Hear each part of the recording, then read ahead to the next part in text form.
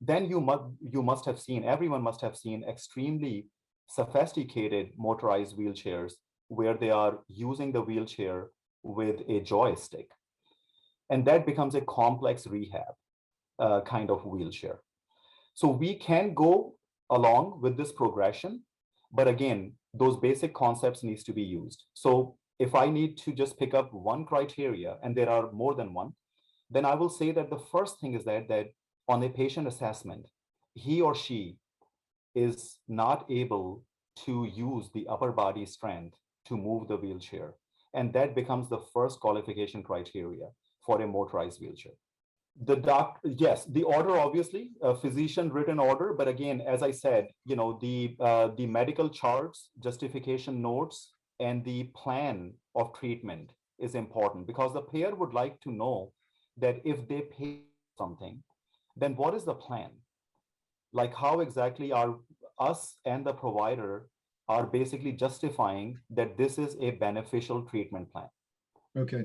Now, how often do you have like a client come in and I mean, where let's say that the order was for a traditional wheelchair, but then you meet with the client and you realize that they would benefit from a power wheelchair. Are you able to contact the physician? Or does that even happen that often? It does happen. It does happen all the time. We honor the request because we don't want to immediately say no. But if we can really see a few of those factors, for example, a person comes in, um, and that person is coming in rolling the wheelchair. I can just look at it, and that patient asked me. They said, "You know what? I have seen those motorized wheelchairs. How can I get it?" Mm-hmm. I'm not going to say immediately no, but obviously we know, and I try to explain them that, hey, listen, I mean, I understand your feeling that you should need a motorized wheelchair. It's an expensive item, but at the same time, these are the very basic criterias, and most likely you may not qualify. Some patient agree to this. Some patients still want us to have a dialogue with the prescriber. In this case, we absolutely do not mind, and we basically engage the prescriber and we present the case that this is what patient is thinking and this is Okay. what we think. That is correct, yeah. Anti-tipping device, and then down below is an extended braking system. Yes, I'm not as avid, which we talked last time, right, Steve, a bicyclist, but yes, I have purchased a few.